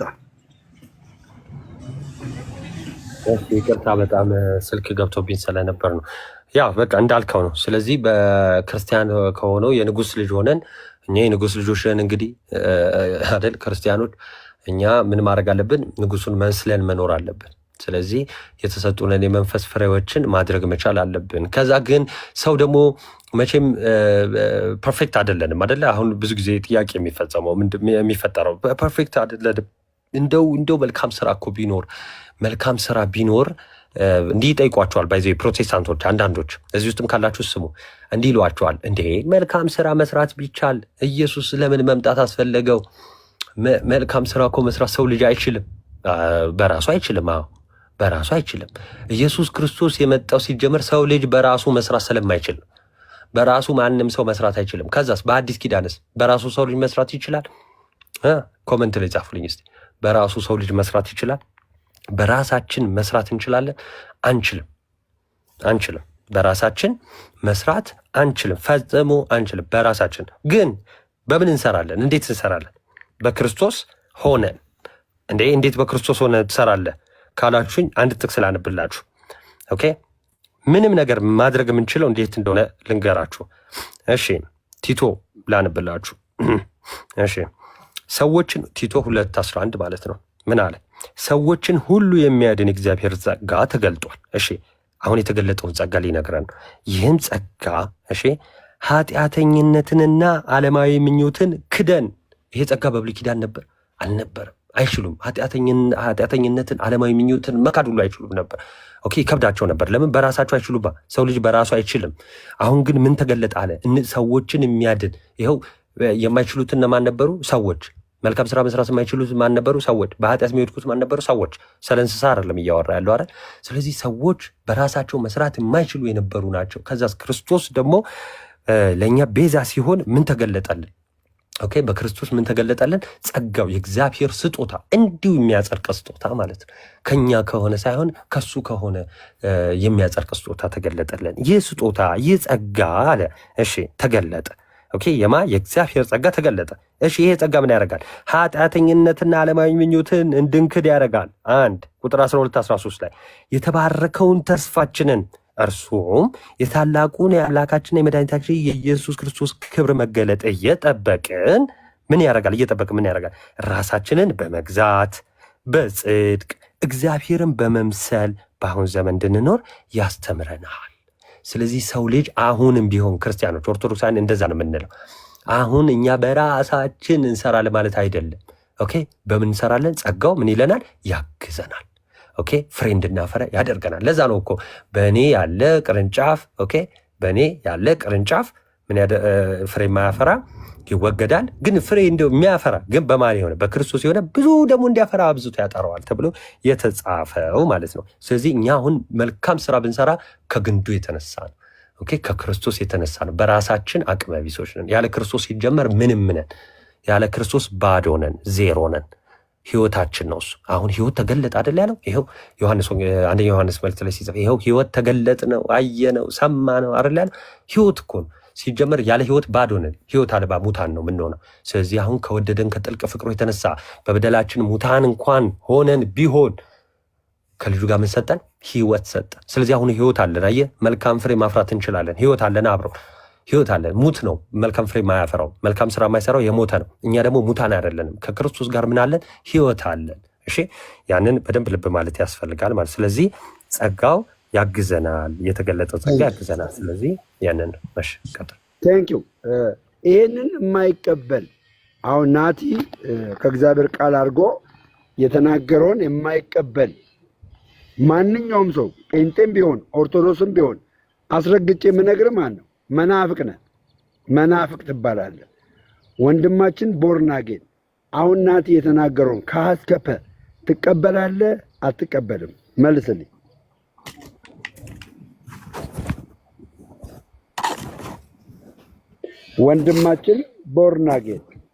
ወንድማችን ቦርናጌን ይህንን ቃል ከሀ እስከ ፐ ትቀበላለህ አትቀበልም?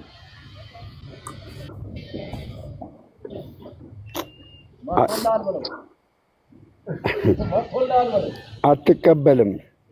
ቻው።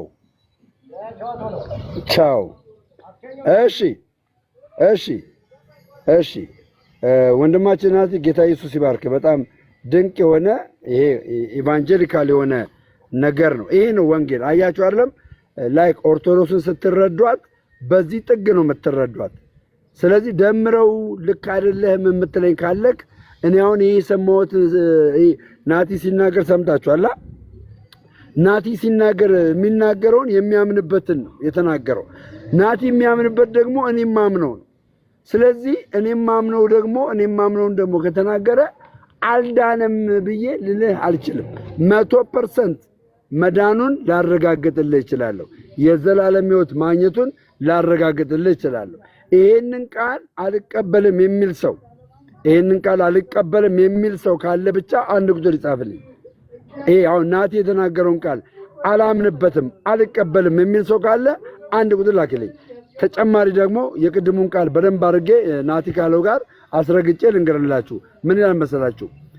ቅድም ያነበብኩላችሁ ጥቅስ ነው። እዚህ በፊልጵስዩስ 2:12 13ኛው ላይ ከ12 ጀምሮ ያለውን ነገር ልንገራችሁ። እንደዚህ ይላል፣ ስለዚህ ወንድሞች ሆይ ሁልጊዜ እንደታዘዛችሁ በእናንተ ዘንድ በመኖሬ ብቻ ሳይሆን ይልቁን አሁን ስርቅ ጳውሎስ ከነሱ ሲርቅ በፍርሃትና በመንቀጥቀጥ የራሳችሁን መዳን ፈጽሙ ይላል። መፈጸም ምን ያስፈልገዋል መሰላችሁ? ስራ ያስፈልገዋል። ቅድም ናቲ ቲቶ 2:11 ሲነግራችሁ ነበረ። ከዛ ቀጥሎ እንደዚህ ይላል።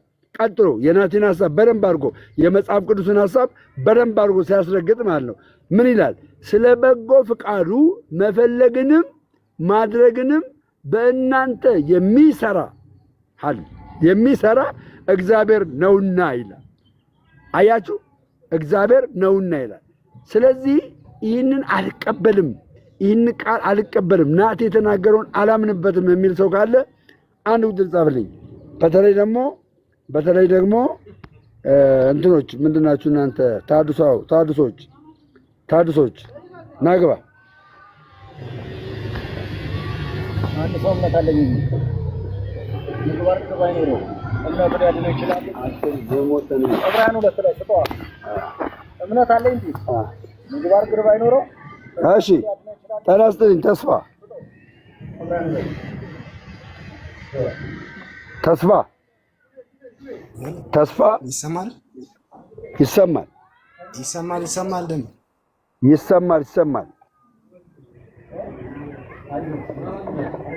ይሰማል እኔ እንኳን እሱን ያለው ይሰማል።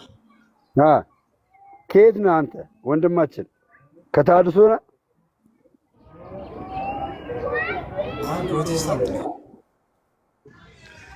እና አሁን ናቲ ያለውን አትቀበልም? መጽሐፍ ቅዱስ የሚለውን ነው ትቀበላለህ?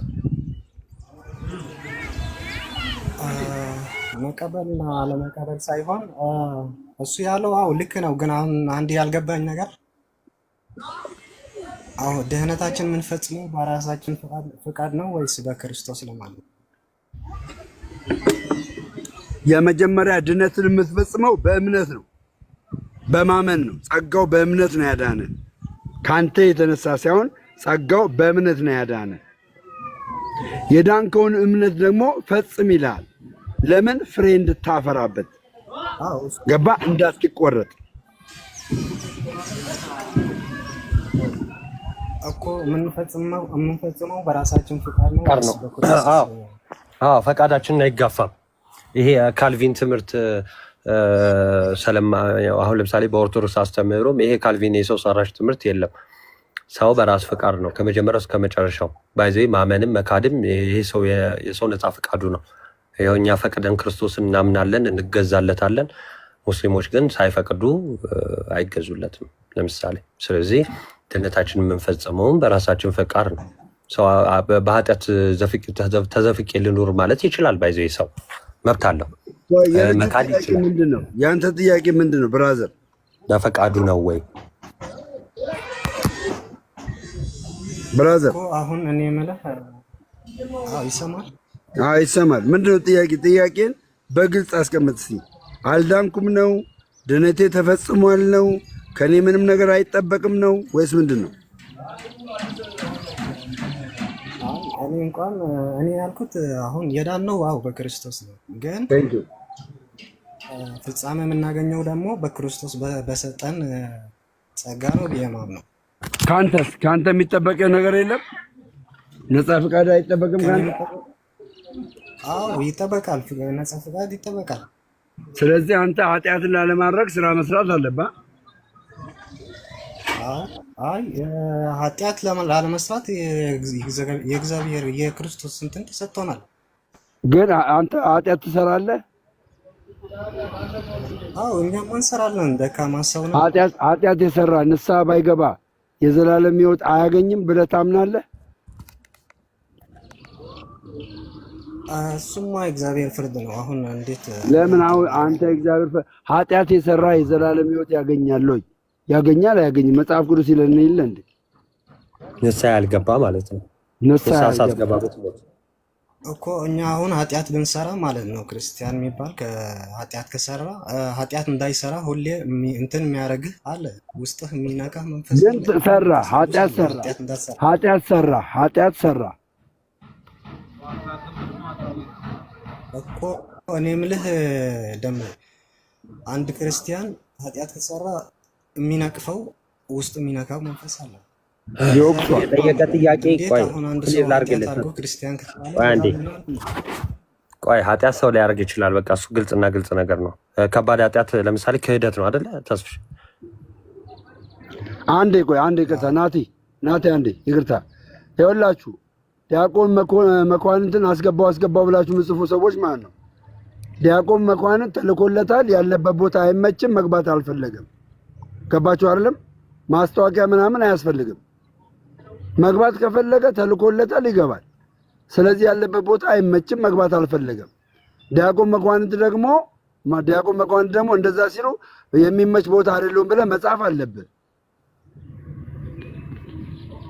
እሺ ቀጥልና ተስፍሽ ለምሳሌ ትልቁ ኃጢአት ክህደት ነው። ክርስቶስን ስትክድ ኃጢአት ነው አይደል? ትልቁ ምን አልከኝ? ትልቁ ክህደት ማን ነው? ትልቁ ኃጢአት ክህደት ነው አይደል? አዎ ብሮ። ስለዚህ ለምሳሌ አንድ ክርስቲያን ሊክድ ሁሉ ይችላል። አልኩ። እሺ ኃጢአት ሰርቶ ንስሐ ካልገባ አንድ ክርስቲያን መንግስቱን ይወርሳል?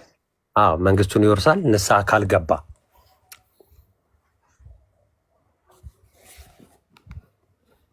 እሱ ከእግዚአብሔር ፍርድ ነው አልኩ። እሺ መጽሐፍ ቅዱስ ላይ እንዲህ ይላል። ሮሜ 2:5 ላይ ምን ይላል መሰለ? መጽሐፍ ደግሞ እንዲህ ይላል መጽሐፍ ቅዱስ። ፍርዱ በእርግጥ የእግዚአብሔር ነው፣ የእኛ ፍርድ አይደለም። ግን መጽሐፍ ቅዱስ ደግሞ አስተምሮናል። ላንብል፣ ምናልባት አንበው ላይሆን ይችላል። ሮሜ 2:5 ምን ይላል? ነገር ግን እንደ ጥንካሬህና ንስሐ እንደማይገባ ልብህ የእግዚአብሔር ቅን ፍርድ በሚገለጥበት በቁጣ ቀን ቁጣን በራስህ ላይ ታከማቻለህ። እርሱ ለእያንዳንዱ እንደ ስራው ያስረክበዋል። በበጎ ስራ በመጽናት ምስጋናና ክብር የማይጠፋም ሕይወት ለሚፈልጉ የዘላለምን ሕይወት ይሰጣቸዋል። ለአመፃ በሚታዘዙ እንጂ ለእውነት በማይታዘዙት ደግሞ በአድመኞች ላይ ግን ቁጣና መቅሰፍት ይሆንባቸዋል ብሎ ይናገራል። ይሄ ሁሉም የሆነው ምን ሲሆን ነው አለ? ንስሐ የማትገባ ከሆነ በበጎ ስራ የማትጸና ከሆነ በራስ ላይ ቁጣን ታከማቻለህ። መቼ? ቅን ፍርድ በሚገለጥበት በዛ ቀን ጌታችን መድኃኒታችን ኢየሱስ ክርስቶስ ከመላእክት ጋር በሚመጣበት በዛ ቀን ቁጣን በራስ ላይ ታከማቻለህ ይላል። ስለዚህ ንስሐ መግባት አለብህ። በመልካም በበጎ መጽናት ደግሞ አለብህ አይደለ? አዎ እስማማለሁ። አዎ እሱ ልክ ነው። ጎበዝ ጎበዝ። በቃ ይህን ከተስማማን እሰየው፣ ደስ ይላል። እግዚአብሔር ያክብረህ። ሌላ ጥያቄ ካለ? እኔ እንኳን ዲፕ እውቀትም ራሱ የለንም፣ ግን እኔ ጥያቄ የሆነኝ ማለት ነው አንድ ሰው በራሱ ፍቃድ ነው ወይስ በክርስቶስ የሰጠው ጸጋ ነው የድህነት ፍጻሜ የሚያገኘው ለማለት ነው። እሱም በጸጋው። ኦኬ አሁን ሁለቱ ጥያቄው ራሱ እንትን ይላል። አሁን ጥያቄው ራሱ እርስ በርሱ የሚገኝ ጥያቄ ነው። አንደኛ ነገር ያለ ጸጋው ምንም ነገር ማድረግ አንችልም አይደለ? ጸጋው ነው የሚያግዘን ሲጀመር። ያለ እሱ ገዛ ምንም ልናደርግ አንችልም ሲጀመር። ያለኛ ፍቃድም ደግሞ ምንም ማድረግ አንችልም። ለምሳሌ ሰው ካልፈቀደ ምንም ነገር ማድረግ አይችልም። ፈቃዳችን የኛ ተገደን አይደለም። አሁን ሁለቱ ጥያቄዎች ራሱ እርስ በርስ እንትን ይላሉ። ሀሳብህ አልገባኝም፣ ግን ክሊር ለማድረግ ያህል አየህ፣ ለምሳሌ ለማመን መፍቀድ አለብህ። የምታምነው አንተ ከሆንክ ፈቃድህ ከአንተ ነው። በዚህ ነገረ ድህነታችንም ብቻ ሳይሆን የመጀመሪያው ከአዳም ጀምሮ እስከ መጨረሻው ጊዜ ነፃ ፈቃዳችንን አምላካችን አይነካውም። እኛ ፈቅደን ወደን ነው የምናምነው፣ በግድ አይደለም። ፈቃዳችን ተጭኖት አይደለም። መንፈስ ቅዱስ አሁን ለምሳሌ ዓለምን ስለ ኃጢአት ይወቅሳል የተባለው ፈቃዳችንን ተጭኖት አይደለም ባይዘወይ። ስለዚህ ፈቃዳችን እንደተጠበቀ ነው። ሰው ሳይፈቅድ ደግሞ ማመንም አይችልም ሲጀመር። ይኸው ለምሳሌ ሙስሊሞች ለማመን አልፈቀዱም። እንዴት ያምናል? ስለዚህ በቃ እምነትም አይኖራቸውም። እምነት ራሱ የሚመጣው ከፈቃድ ነው፣ ፈቃድ ሳይኖረ። ከዛ በኋላ ደግሞ ያለ ጸጋው እንደው መልካም ስራ መልካም ፍሬ ለማፍራት ራሱ ፈቃድ ቢኖረህ ግን ክርስቲያን ካልሆንክ በክርስቶስ ካልሆንክ ጸጋው ካላገዘህ ራሱ አሰራም። ለምሳሌ አንዳንድ እንዲህ ስንል ቅድም መናገር ፈልጌ ነበር። ለምሳሌ አንዳንድ ሙስሊሞች ምናምን እንዲህ ደግነት ቸርነት ምናምን ሲያደርጉ አይታችሁ ሊሆን ይችላል። እሺ ያ እየተፍጨረጨሩ ነው የሚባለው። አንደኛ ዋጋ የለው፣ ሁለተኛ ነገር እየተፍጨረጨሩ ነው የሚባለው። መልካም ፍሬ አይሆንም። ያ ማፍራት አይችልም። ሰው ልጅ ካለ ክርስቶስ ማፍራት አይችልም። ያ መፍጨርጨር ነው የሚባለው። ለምሳሌ ህፃን ልጅ በዳዴ ይሄዳል ምናምን፣ አንድ ሁለት እርምጃ ቆሞ ሊራመድ ይችላል። ተራመደ ማለት አይደለም፣ ተፍጨረጨረ ማለት ነው። ልክ እነሱም መልካም ፍሬ ማፍራት አይችሉም። እንደው የሚመስል ነገር እንደዛ የሚመስል ነገር ልታዩባቸው ትችላላችሁ። ኦኬ ደግነት ምናምን የሚመስል ነገር የዋህነት ምናምን ፍቅር ያለ ምናምን ሊመስላችሁ ይችላል። ያለ ጸጋው ያለ ክርስቶስ አይቻልም። ስለዚህ እነሱ ምን ይሆናሉ መሰላችሁ? መፍጨርጨር ይሆናል ማለት ነው። ይሄ ሰው ስለሆኑ መልካም የማድረግ ዝንባሌ ሰው ልጅ ሊኖረው ይችላል። ሁለቱም ነው ዝንባሌ ያለው። ባይዘው ሰው ልጅ መልካም የማድረግ ነገር ዝንባሌ ይኖረዋል፣ እንደገና መልካም አለማድረግ ዝንባሌ ይኖረዋል፣ ሰው በሰውነቱ በተፈጥሮ ራሱ። ስለዚህ እነሱ እያደረጉ ያሉት ያኛውን ዝንባሌ ይፍጨረጨራሉ እንጂ በክርስቶስ ሆነው እንደማፍራት አይደለም። የእኛ ፍሬ ምንድነው? መልካም ፍሬ እኛ ስናፈራ በክርስቶስ በሰማያዊ መዝገብ የሚጠራቀም ነው። እንደገና ደግሞ በምህረቱ ባለጠጋ የሆነ አምላክና ጌታ ስላለን የሚያበዛልን ነው። ትንሽ ስንሰራ ብዙ የሚያደርግልን ነው። እሺ የኛ በጣም የተለየ ነው፣ የነሱ መፍጨርጨር ነው። ስለዚህ ይህንን ነገር በጣም ከግምት ውስጥ ከተቱት።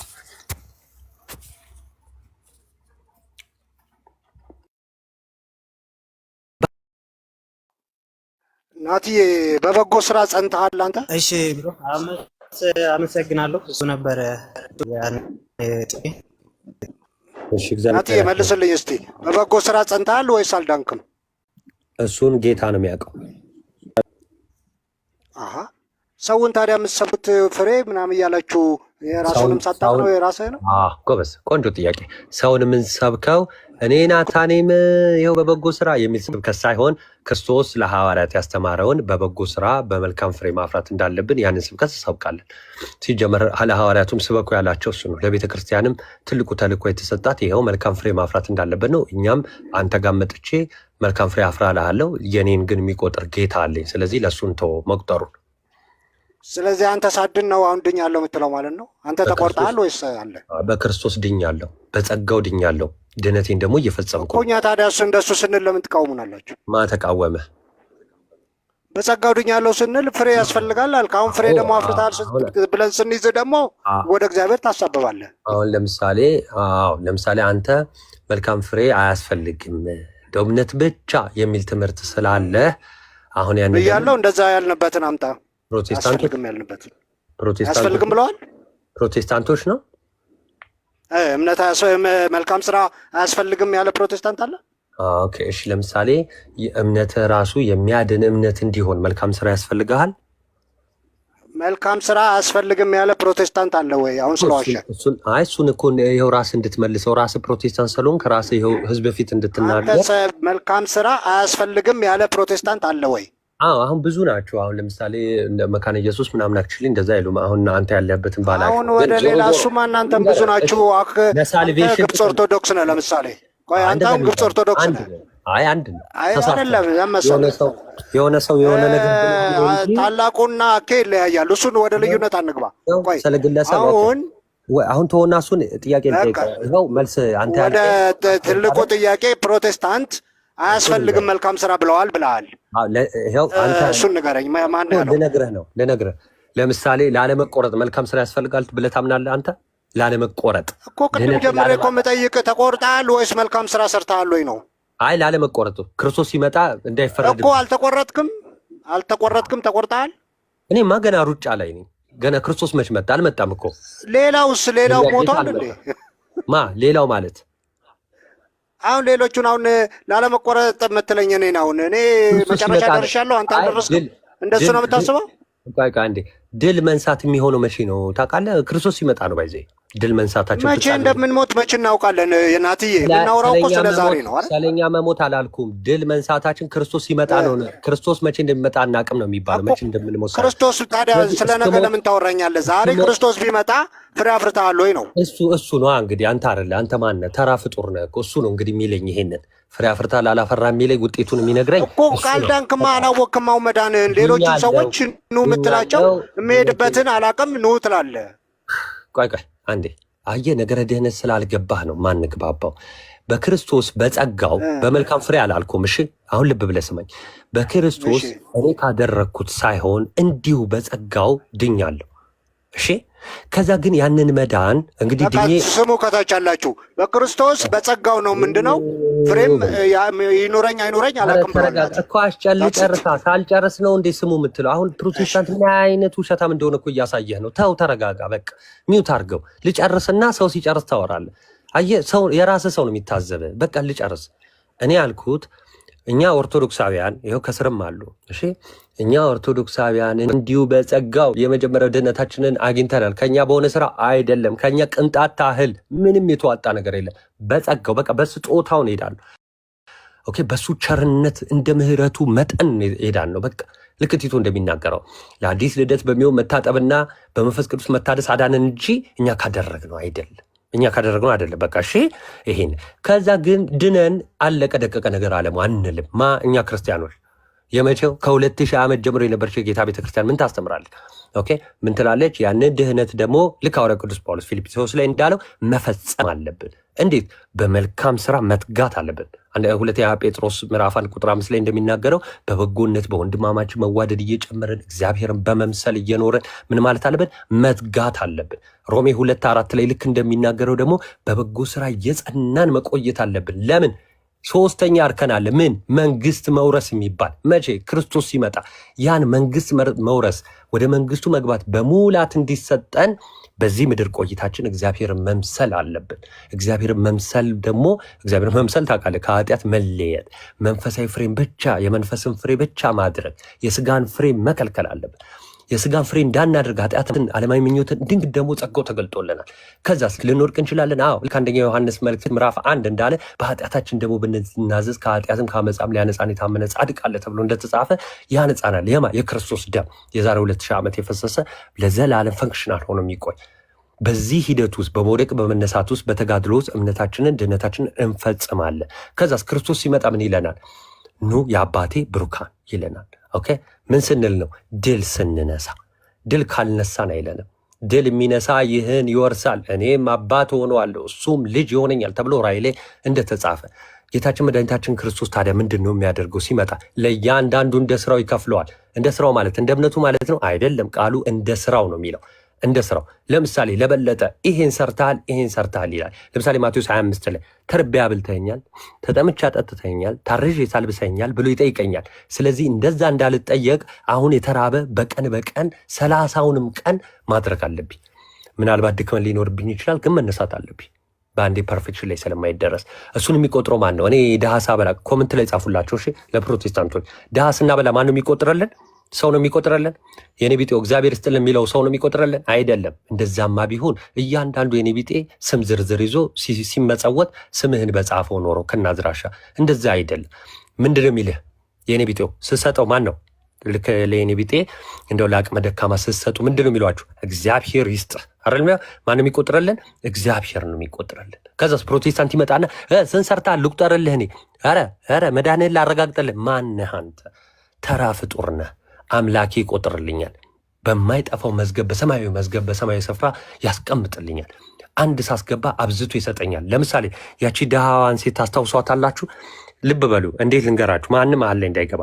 ይኸውላችሁ ሁሉም ሳንቲም እያስገቡ ነው። ኦኬ፣ እዚያ ጋር የተሰበሰቡት ህዝቦች ሳንቲም እያስገቡ ነው። ክርስቶስ ደግሞ አምላክ ነው፣ የባህሪ አምላክ ነው። ከዛስ አየና ሰው ስለማይቆጥር ነው ምነግራችሁ። እሺ፣ ሰው እንዴት እንደማይቆጥር ልነግራችሁ ነው። ሁሉም ሳንቲም ሲያስገባ ሰው ያነሰውን ምኑን ሰው አይቶ ምንድን ነው ሊል የሚችለው? እንዴ ኧረ ትንሽ አስገባች እቺ ቋጣሪ ናት ምናን አይደል? እንዴት እንደማይቆጠር ሰው ሌላ ያሳያችሁ ነው። ክርስቶስ ግን ሲቆጥር ምን አለ? እችን ሴት ያት ከሁሉ አብልጣ ሰጠች። ይሄ ነው የኛ መቆጠር። ጌታችን በምድር የምናደርገውን በሰማይ ይከፍለናል፣ በስውር የምንሰራውን በግልጥ ይከፍለናል። በግልጥ ማለት ምንድን ነው? በአባቱ ክብር በመጣ ጊዜ በአባቱ ፊት ይመሰክርልናል። እኛም የምንፈልገው የበለጠን ወይ ደግሞ የፕሮቴስታንት ምስክርነት አይደለም። ስንሰጥ ቀኛችን ከሰጠ ግራ እንዲያይ አንፈልግም። ሰው እያየን ልክ እንደ ጸሐፍት ፈሪሳውያን በጎዳና ቆመው እንደሚጮሁት ራሳቸውን እንደሚቀባቡ እንዲያደረግን እንደሚሉ እንደዛ ለመታየት አንሰጥም። ይሄ በክርስቶስ ፊት ከንቱ ያደርግብናል። ስለዚህ ስንሰጥ ምንድነው? ናትዬ ተባረክ። አንዴ ልጨርስልሽ፣ በለጠ ይቅርታ፣ አንድ ደቂቃ ብቻ እሺ፣ ያበዛው አንድ ደቂቃ።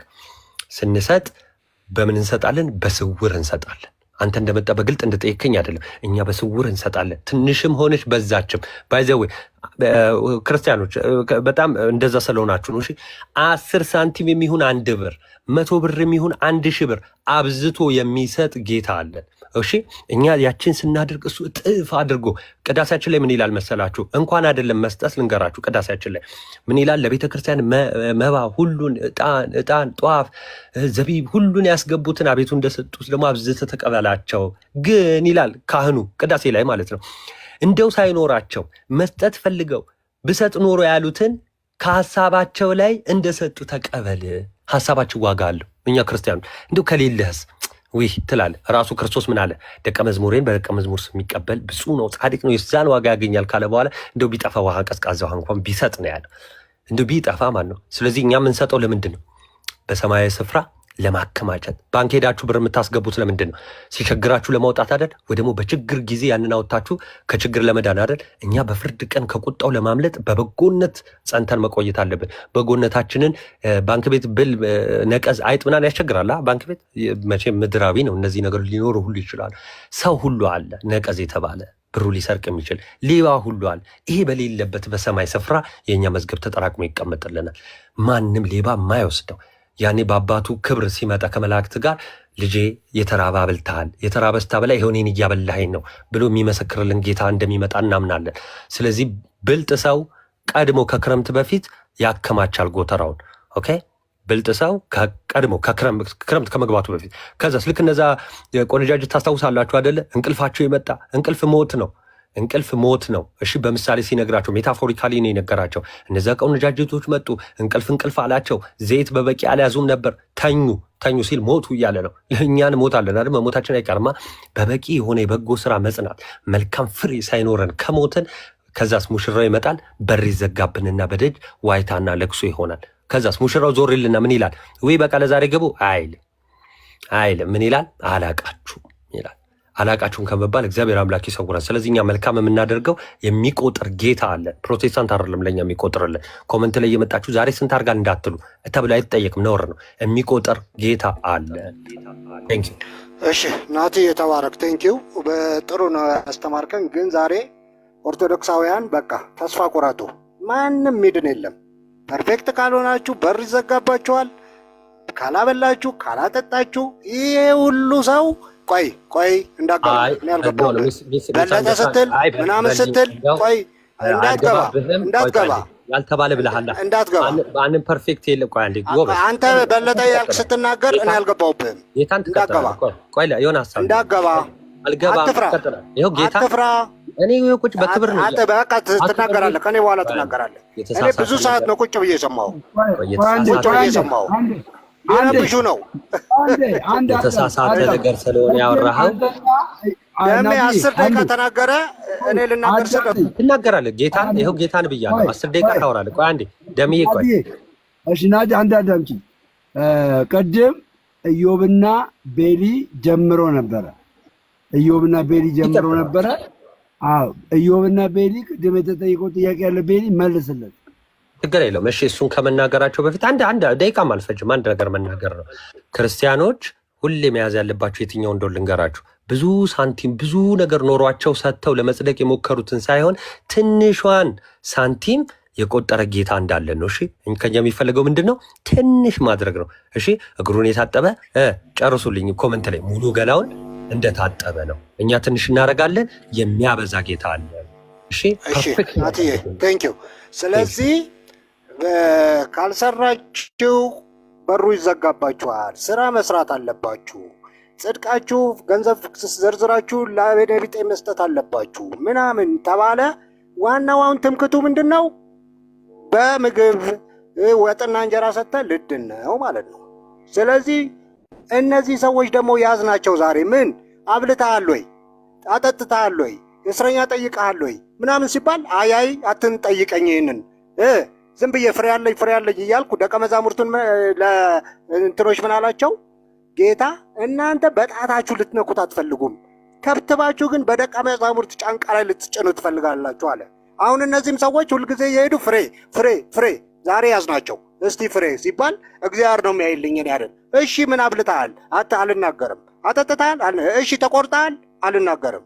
ከዛ ስታች ያሉትን ደቀ መዛሙርቱን ይሄን አርጉ ይሄ የክርስቶስስ ስራ የመስቀሉ ስራ አይነገርም። ከዛስ በስራችሁ ነው የምትድኑት። ከዛስ እንዴ ይሄ ነው እንደ ክርስትና? ሐዋርያቶች እንደዛ ነው እንደ ያሉት። እኛ በክርስቶስ ኢየሱስ የምንመካ ያሉት ታዲያ ምንድን ነው? ሰዎች ከግንዱ የተነሳ ነው እንጂ ፍሬ የሚያፈሩት ሄጄ እኔ በእንጀራና በወጥ ነው ምድነው የሚባል ነገር መጣ እንዴ? ስለዚህ ይሄ ክርስትና አይደለም። ለዚህ ነው በክርስቶስ አልዳናችሁም የምንለው። ሄዳችሁ ስራዬ ነው የሚያድነኝ ስራችሁ ምንድን ነው ተብላችሁ ስትያዙ እግሬ አውጭኝ ብላችሁ መሮጥ። ከዛ እግዚአብሔር ነው የሚቆጥረው። ለእኔ ግን የገለጥክልኝ ጌታ እግዚአብሔር እናመሰግናለን። በእውነት ለእኔ ምን ያክል እንደገለጥክልኝ ለቤልም ግለጥለት። ችግር የለውም ደሜ። እሺ ደምዬ አንተ እንኳን ገንዘብ እንዲሰጡ ነው። ችግር የለውም።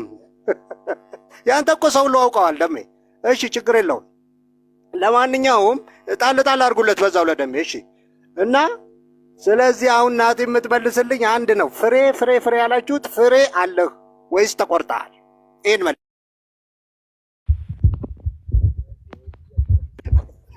ማን ነው ሚዩት የሚያደርገኝ? ኧረ እንናገር። እስከ ዛሬ ህዝቡን ይዛችሁታል።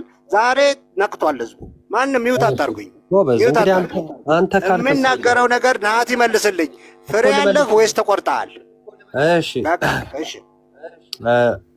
እሺ ቴንኪው። ጥያቄው ምንድነው? ፍሬ አለህ ወይ? እሱን የሚያውቅ እግዚአብሔር ነው። ፍሬ ይኑረኝ። መቆረጤ ግን ገና ነው። ባይዜ የጌታ ትዕግስት መዳኔ እንደሆነ ቅዱስ ጴጥሮስ በሁለተኛ መልእክቱ ምዕራፍ 3:15 ላይ ጠቅሶልኛል፣ ነግሮኛል። የጌታ ትዕግስት መዳን ነው አለኝ። አትሽሻ። ፍሬ እያላችሁ ትሰብኩ የለ ፍሬ አለህ ወይ ወይስ ተቆርጠሃል? ምንም አታራዝም። 10 ደቂቃ ሰምቻለሁ። ቤሪ አዳም አንተ ስትናገር ሁሉም ዝም ነው ያለው። አንተ ስትናገር ሁሉም ዝም ነው ያለው። አይደለም። አሁን ጥያቄ ነው የጠየቅኩት እኮ ተቆርጠሃል ወይስ ፍሬ ያለህ ነው እኮ ያልኩት። እሺ አዳም ጥያቄን አንድ ጊዜ ትጠይቅና ከዛ ታዳምጣለህ። ለምን መሰለ እንደዚህ ጊዜ የምንሰጥ የሆነ ፓርት ላይ እንድገባ ስለምንፈልግ ነው። ጠይቃል፣ አዳምጠው ይመልስልህ። እሺ ወጥመድ ነው ማለት ነው። እሺ ደምሽ አሁን ኢዮባ ይቀጥላል። ኢዮባም ስለመጣ ከአንተ ጋር ቀድም ማለት ነው። ወጥመድ ነው ምናምን ተወሱን። አሁን ይሄ የፉክክር አይደለም። ከተማር በቅንነት ነው እያስረዳን ያለን ነውና የእግዚአብሔር ዘር ልክ እንደ ዘርዘሪው የምሳሌው መፈጸሚያ አትሁን። እሺ አሁን በድንጋይ ላይ እንደወደቀው ዘር አትሁን። የምሳሌው መፈጸሚያ አትሁን። ኤኒዌይስ ልቀጥል ወደ መልሱ። ፍሬ አለ ወይ? ፍሬ ስትያዝ እንደዚህ አትንጫጫ፣ መልስልኝ። ፍሬ አለ የለህም? መልሱ በቃ ወደ መልሱ ልገባ ነው። ይኸው እኛ በቅንነት ነው እየነገርን ያለ ነው ያልኩት፣ ሌላ አላልኩ። ወደ መልሱ ፍሬ ይኑረኝ አይኑረኝ፣ አሁን እየተጋደልኩ ይሁን አይሁን የሚያቅ ጴንጤ አይደለም፣ ፕሮቴስታንት አይደለም፣ ማንም አይደለም። ማን ነው የሚያቅ? አንድዬ ጌታዬ መድኃኒቴ ኢየሱስ ክርስቶስ ያውቃል። ለምን? ሁሌ እስከ ዓለም ፍጻሜ አብሬ ነኝ ብሎኛል ማቴዎስ 28 ላይ። ስለዚህ ያየኛል፣ እሱ ፊት ነው። ኃጢአትን ባደርግ እሱ ፊት ነው፣ መልካምን ባደርግ እሱ ፊት ነው። የሚቆጥር የሚመዘግብልኝ እሱ አለ። ስለዚህ አንተ መመዝገብ ትርፉ ድካም ነው፣ አትድከም። ሁለተኛው ጥያቄ እዛው ተቆርጣል አልተቆረጥኩም። መቆረጥ ማለት ምን ማለት ነው? ዮሐንስ ወንጌል ምዕራፍ 15 ላይ ተቆርጦ ይቀራል እንዴ? አይደለም። ተሰብስቦ ወዴት ይጣላል? ወደ እሳት። እሳት የተባለ ምንድን ነው? የዘላለም ሞት። ጌታችን አተን በገሃነም የምንበሰብሰው መበስበስ ነው። ገና ነው። እዛ ፍርድ ላይ አልደረስኩም እና እዛ ፍርድ ላይ ካልደረስክበት ምንድን ነው የምታውቀው ካላችሁኝ ግን ሁለተኛ ጴጥሮስ ምዕራፍ 3 ቁጥር 15 ላይ የጌታ ትዕግስት መዳናችሁ እንደሆነ ቁጠሩ ስላለኝ በንስሐ እመለሳለሁ፣ መልካም ፍሬ ለማድረግ እሞክራለሁ። ሮሜ 2:4 ጀምሮ እንደተናገረው በበጎ ስራ ለመጽናት እተጋለሁ። ልክ ሁለተኛ ጴጥሮስ 3:15 ላይ እዛው እንደተናገረ በሰላም በእርሱ እንድገኝ እተጋለሁ። አለቅ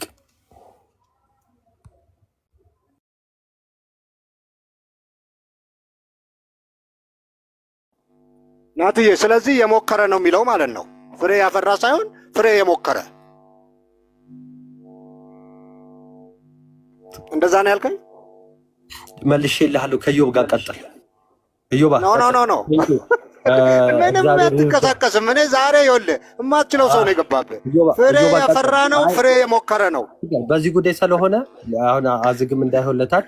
ኢዮብ ቀጥል። በዚህ ጉዳይ ጀምራችሁትን ጨርሱ። መልስልኝ። ይሄ ሁሉ ጊዜ ፍሬ ስትሉ ነበር፣ እኔን አላስገባም ስትሉ ነበር። ዛሬ እንግዲህ ገባው፣ አገኘኋችሁ። ደሜ ቴንኪው ግን አመሰግናለሁ። እሺ ይህን እድል ስለሰጠህን። እስከ ዛሬ የማያውቁ ሰዎች አስገብተው ቲክቶክ ላይ ልምድ የሌላቸው ሲጫጩ ነበረ። አንድ በለጠ ባይዘው ከመልካም ፍሬዎች እተላላችሁ ልንገራችሁ። ከመልካም ፍሬዎች በለጠ አረ ተው ሲላችሁ ከነበረው አረ አያስፈልግም ሲላችሁ ከነበረው አንደኛው መልካም ፍሬ ምን እንደሆነ ታውቃላችሁ? መንፈሳዊ ፍሬ ፍቅር ነው፣ ትህትና ነው፣ ራስን ዝቅ ማድረግ ነው። እነዚህ መንፈሳዊ ፍሬ ናቸው። ባይዘው መታዘዝ ነው፣ ትህትና ነው። እናንተ ፕሮቴስታንቶች ይጥፉ ስትሉ በትህትና ነው። ፕሮቴስታንት አሁንም እደግምልሃለሁ፣ ችግር የለም። ሰዎቹ ሳይሆን ፕሮቴስታንቲዝም አስተምሮት ማንም ሰዎቹ አሁን ለምሳሌ ኢዮብ ትሁት ነው፣ ሰሙም ትሁት ነው። እሺ በጌታ ስለ ሰው ኃጢአት አላወራም ወይ ደግሞ ስለ ሰው ሲጀመር እንደ ኢዮብ ትሁት አታገኝም። እኔ እዚህ ስላለ ሳይሆን በጣም የምንወደው ወንድማችን ነው። ከኔ ከሁላችን የበለጠ ትሁት ነው። የልብን ትህትና አረ ቆይ አንዴ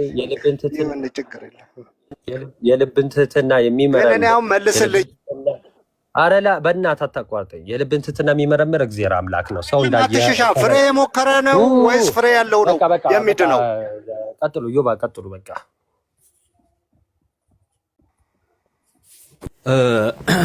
ኧረ እባካችሁ አንድ ጥያቄ መልሱልን። ይሄ ሁሉ ዘመን ፍሬ ስትሉ የነበራችሁ ሰዎች ናቸው። መልሱልን። በለጠ አንዴ ፍሬ ስንል እኮ ፍሬ አፍሮ ያለውን የጌታን ቃል ነበር የተናገር ነው። የጌታን ቃል መናገራችን አንተ እንዳመመህ እንደደበረ ግልጽ ነው። ይሄ ደግሞ ግልጽ እንትን ነው፣ ከአጋንንት ነው የሚሆነው። ፍሬ አፍሮ ያለው ጌታ ነው። በቃ ያልነው እሱን ነው። እስኪ አንድ ቦታ እኔ ባለ ፍሬ ነኝ፣ እኔ ፍሬ በጣም የተትረፈረፈልኝ ነኝ ያልንበት ካለ ማምጣት ነው። ስለዚህ አይ ያልንበትን ካላመጣህ እንዲህ ያላችሁ አይባልም ማለት ነው። አንድም ክርስቲያን እኔ እንደው ክርስትና እኔ እንደው ጽድቄ እያለ የሚመጻደቅ የለም። ካለ አንጡ። እሱ ሰው ትክክል አለመሆኑን አንተን አስቀምጠን መንገር እንችላለን። ማንም ክርስቲያን እየተነሳ እኔ እንደው ይሄን ያህል ድሃ አብልቼ እንዴት የተራባ እንትን ብዬ የታረዘ አልብሼ እያለ ራሱን ሊያመጻድቅ አልተፈቀደለትም።